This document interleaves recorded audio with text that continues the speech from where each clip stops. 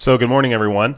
I wanted to take a couple of minutes this morning to show you guys a new tool that we're just releasing. AJ's been working on for several months, and I think you're going to be very impressed with this. It's a bit of a hybrid in between OFA and AlgoX. I think one of the most important pieces of AlgoX that most people don't really understand is the risk sizing aspect of it. And that's sort of a boring topic to discuss. Most people want to talk about awesome entries, and boy, if I can get awesome entries, then that's all I need.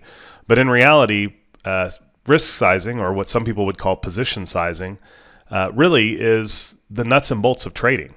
And it's your edge, it's your math, it's your everything. And to me, that's why AlgoX is so powerful. That's why I just can't imagine trading without it. It really looks funny looking at a chart that doesn't have algo up on it. But there's a lot of you who can't take that leap, and I understand that. You're just not there yet. You feel like you need something else to get you to a point where you're willing to sort of automate that risk aspect of it. So what we've done is we've built in to the risk reward module a way for you to really get the benefit of understanding how to map up your risk to reward probabilities. And so what I'm going to do is I'm just going to draw a profile on this. This is the ES, and it's not, the market's not open, so it's not like flying along. But I figured it'd be a good chance to show you this. So we've got this nice little swing up here, and what defines the swing? Well, we can see that we've been in a range basically for the last several hours, going kind of flat, making some highs and some lows and retesting those. We just broke out of it, so a swing is beginning. And again, it's only relative to the perspective that you're in. So obviously, if we trade all the way up to the top over here, could be a little bit different scenario. But right now, what we appear to be doing is trading against some transition volume that's right here. And so if we continue to break out, that would be good. We could come back and retest this. So to me, it's a good opportunity to look at something like a swing profile. So I'm going to pull one up and just see what we can do here. We're going to get an active one and slap it on here. And that's going to pull up our profile, but you'll also see now it's pulling up some additional information. And what I've done is I've set this swing profile to also show me my risk to reward profile for any trade that I'm going to take. So many of you know that probably my favorite trade is the CWAP VWAP trade. The blue line here is the cluster weighted volume average, and the VWAP, volume weighted average price, is down below it. Generally speaking, I like to take swing-based trades when we come back to the CWAP, and I use the VWAP, or volume weighted average price, for my stop. I like to get a tick in front of the CWAP. I like to get a tick behind the VWAP, and that gives me a good little spread. Well, AlgoX does all that for you, right? That's the easiest thing about AlgoX, is that once you put it in, it just does it. But if you're trading from the chart, you've got to constantly be thinking about how much risk that is and where those trades are likely to go. If you can get your risk to reward down, you can actually lose more trades than you win and still make money. Those of you who don't understand that, that's probably the number one wake-up call for you as a trader. You don't have to win 70 or 80% of your trades.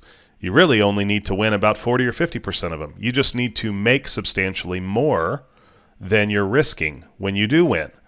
And most traders just can't, they cannot get their head around that idea, and they don't have the ability to lock themselves into that mode. They get scared, they blow up trades really quickly, they make a little bit of profit, and they try and get out of them real fast. They never let them run.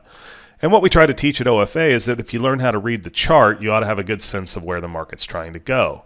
For example, if this continues to rise higher, we would expect the market to trade up to this last dip. If it continues and trades higher than that, we would expect it to trade, for example, up to the transitions that happened here, right?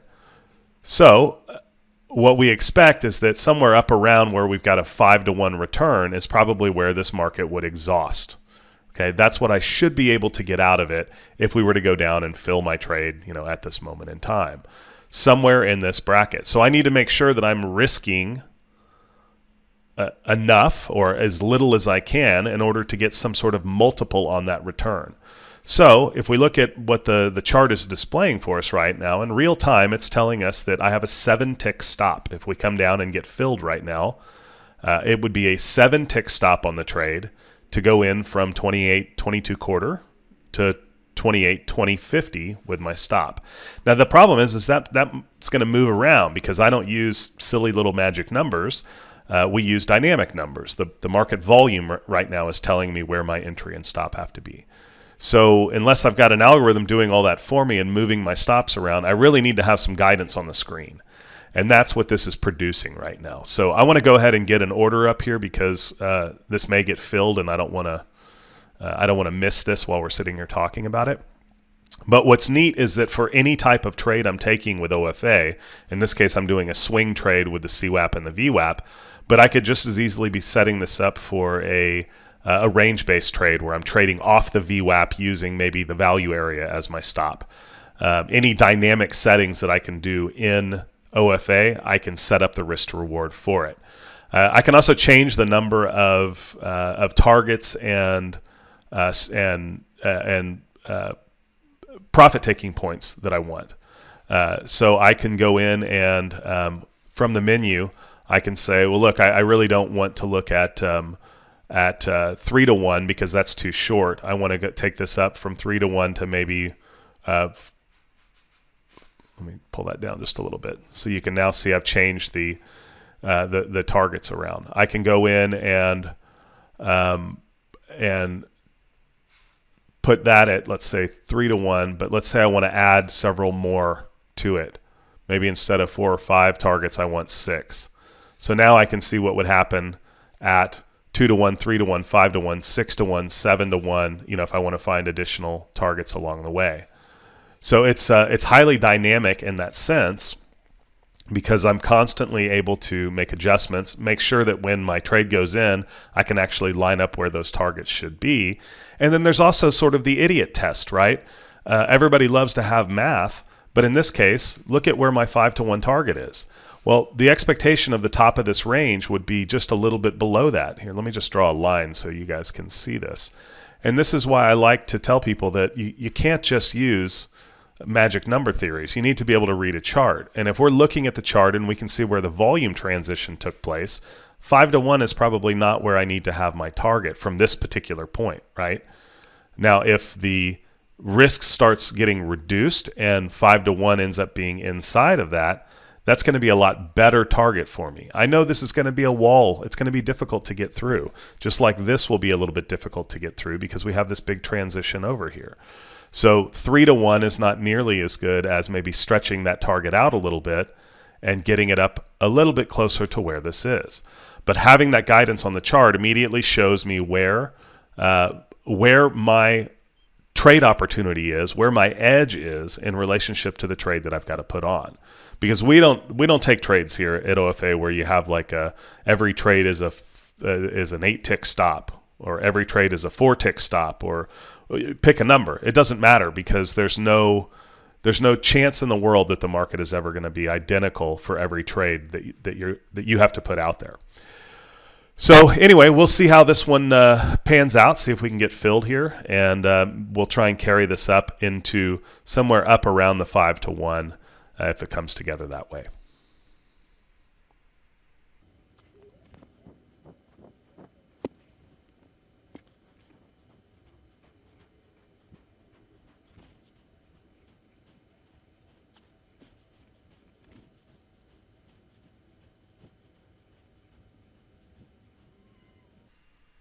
Well, our order's getting hit, but it's not getting filled yet. We'll see if it'll tick through.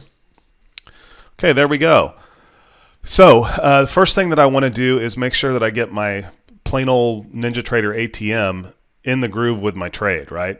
I can see where my stop should be, right? It doesn't need to be the 8 ticks that an ATM strategy puts out or whatever number that you need. Really, my stop should be at 6 ticks. Then I want to go in and make some adjustments to my targets because this is where the ATM strategy just threw out some targets for me. I just had it sort of set to go to a multiple of 8. And looking at it, I know what I'm trying to get out of this trade. Obviously, I want to get somewhere up around that 5 to 1 area. So if there's my 5 to 1, And why don't we just do 2, 3, and 5 like I've got them set up. Okay, and so if I take that approach, the nice thing about this is that I can see where each one of these levels, and remember, every time I'm taking a bigger multiple, I am making it easier and easier for me to win less number of times, right? So it's very comforting to say, gosh, I really want that 2-to-1 target. That makes me feel good when I get it. But in reality, if I'm looking at the chart and I've learned how to read a chart, particularly an OFA chart where I can see the volume, I can see the transitions, I know where these things are going to be coming in, right? Well, then I can look at this and say, all right, so maybe it makes me feel good to get the 2-to-1, but should I really be taking 3-to-1 where there's nothing, there's no volume transition, right? So why don't I stretch that one out and take that one at the 4-to-1 level, right? It's giving me different targets along the way to try and line things up with. And if I see a big vacancy in the volume here, it's probably not something that I want to take. So I could push everything up there, or I can keep that warm and fuzzy feeling, knowing that if I get, a 2-to-1 return on the first half of this trade, it's pretty hard for me to lose money. So in this case, I've got it at 2-to-1. I'm going to take this 4-to-1 because I feel like this area here around the 28.5, 29.5 is going to be a little bit more difficult to get through. And then I feel like probably the top of this move is going to come in somewhere around where this upper volume transition is, up around 31. So my 5-to-1 target's right there at 30. Now I'm using math and a little bit of logic to put that together so that overall I'm going to have a nice return on this trade if it pans out.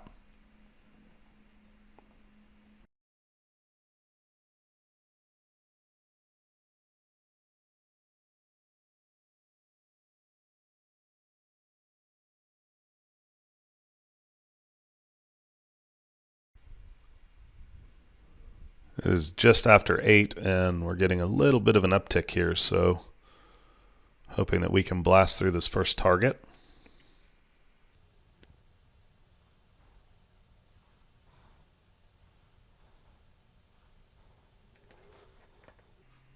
What I do see is that my stop has improved, so I'm going to tick that up. And you can see that the lines are going to continue to change even though I'm already in a trade. And obviously we're reducing the risk. So if at any point you want to sort of get this off of your screen, all you need to do is come over and hide them. And now you know that where you got into the trade, this is your 2, 4, and 5-to-1.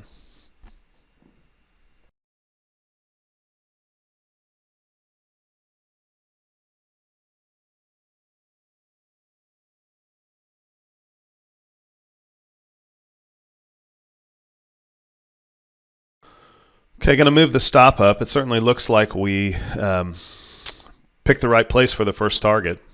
Hit it exactly and have just bounced off of it. And now I'm just following the volume weighted average price. Just a typical CWAP VWAP trade. Only real difference is that being able to pre-plan the trade really gave me the confidence to just roll with it and pick the targets and have the confidence to just sit by and let the trade work. If I'm willing to put on the risk, in this case I believe it was 6 ticks of risk, then I need to be willing to look for the reward that was in the trade plan, the reason that I considered this trade having an edge. All right, so we are back at entry. We now have 4 ticks of risk instead of the original 6. And we'll see if this can lift back up off the CWAP and carry this out. All right, we have a little bit more than a minute until the U.S. equities open. So I'm hoping this will get a run. Otherwise, I guess we're going to have to find a better example of how to show you the risk to reward tool. This has been going on about an hour. But it sure did set up nicely this morning, so I'm hoping that this plays out and you get to see how easy it is to line up your, not just where is my entry and stop, but what is it worth to me? And do I have anything that's substantial in the way? And what do I need to get out of this to make it where I don't have to win 70% of the time? I mean, the way this trade is set up right now, we will have risked $300 to make $1,000. That's a 3 1/4 to 1 reward on what was risked. So, if you take that approach, you really only have to be right a little bit more than 25% of the time to be profitable. And most people can't understand that. They don't get it. They think that they've got to have an 80 or 90% win ratio. It's just not even practical. Think about it. If you took 4 trades, each one of them, there we go. Each one of them you risk $300. And you get stopped out on the first 3. You're down $900. And on the 4th one, you get paid $1,000. You're up. That's 25% of your trades, and you're profitable. Right? So when you are risking these trades for a 4-tick stop and a 4-tick gain, or a 4-tick stop and a 6-tick gain, or an 8-tick stop for an 8-tick gain, you're screwed if you're not looking for a multiple. And that's the biggest part of an edge, is understanding that multiple and how it plays into how well you have to do. Allows you to take your head away from, we've just opened, so the market's starting to move. It allows you to take your head out of trying to guess as to which one of your trades is going to work, and allows you to take them all with confidence. Take every trade and let the probabilities put you in the basket of winning and losing. So stop's going to just keep following the VWAP here, and now it's back at entry. So we've got the 2-to-1 on 2 contracts here, and we'll see if this will run up and pick up the 4 and the 5-to-1, and really give us a good example here to launch the risk reward tool.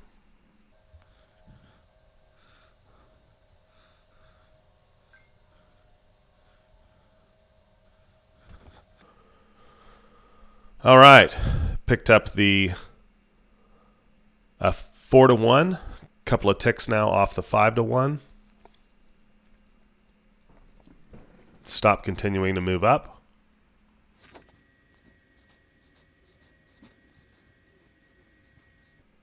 Upticking,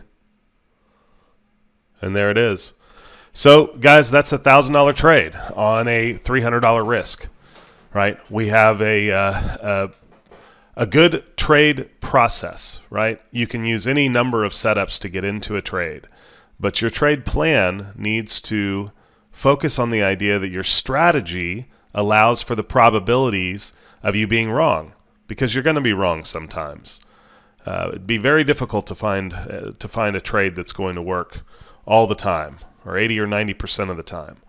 But if you can set yourself up such that you get a return like this, where you're looking for a net out of 3 or 4-to-1, as opposed to 1-to-1 or 1.5-to-1, something like that, really allows you to put the probabilities in your favor. So again, the tool, it was really designed as a way to bridge people into the benefits of AlgoX. AlgoX will compound your account bigger and faster than any other tool, period. It just will. Once you understand that it takes all of the guesswork out of the trade and you're just knocking it down. But it's a large commitment for people. It's difficult to learn. It's very expensive. So what we wanted to do was build something that would bridge that gap for people, where somebody who's just using basic OFA or some of the advanced add-ons with it can really begin to map out their trades and use the benefit of the algos without having everything automated for you. Now look, if you're an AlgoX user, I got to be honest, this is a phenomenal thing to pre-plan your trades with. What's neat about it is that, let me turn it back on real quick and I'll show you guys. So you can turn the lines on and off really easily. But what's neat about it is that you can draw any profile. Whoops, this one is active, sorry. You can draw any profile. It doesn't have to be the active one. And you can add the risk to reward to it. So if I want to see the risk to reward that we just used, there it is. right? And I can change the profile. So I can go back, and while a lot of you like to go scrolling through the charts and looking for opportunities. And when you do that, you can go back and look at those opportunities and say, okay, look, in the last week, there were 7 opportunities on the ES in the time frame that I trade for a CWAP VWAP trade. And of that, maybe 3 of the 7 actually paid. But you can look and see, what did they pay? Well, they paid a 6-to-1 return, or a 7-to-1 return, or a 4-to-1 return. Well, then you know that, I mean, just right there, last week was profitable, right? It's a way to break down the technical aspect of trading, because a lot of times you're just looking at it like, well, was this a good entry? Was this a good entry? Was this a good entry? Doesn't matter. How are you going to lay that into betting out for a 5-to-1 return or a 4-to-1 return?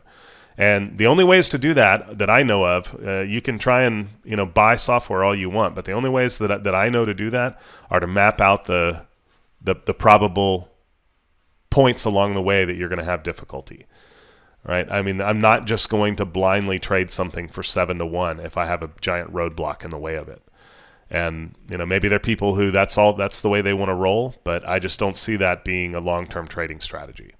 So when you can break down a chart and figure out where your probabilities fall, and you can see it time and time again, and you can see that 50 or 60% of the trades are paying better than 3-to-1, well, then you've got a 3-to-1 target, right? That's what you're going to be shooting for. And you can manipulate it for each and every individual one, but you've got to get yourself over that edge. And really, the edge to me, more than anything else, is understanding the math. And while this is probably the least interesting part about trading, it's the part that makes you profitable. So I highly recommend it, guys, whether you're an AlgoX user or just a regular OFA user. I highly recommend it. When you're laying out your trades for AlgoX, it helps tremendously to see exactly where stuff's going to fall. And when you don't have AlgoX, I can't even imagine not wanting this. It really makes it so easy, because it tells you exactly where you're likely to pick up your trades. Hope you guys enjoyed it. There's a lot of documentation. AJ has built a lot of other features that I really only highlighted the very basic aspect of this. But look at the other documentation. He made a nice long video for you. This was supposed to be a short video, but the trade took an hour, so nothing I can do about that except edit it down and speed up the clips. But dig through it. See if it's something that you're interested in, and if you have questions, don't hesitate to ask us. Hope you guys are trading well.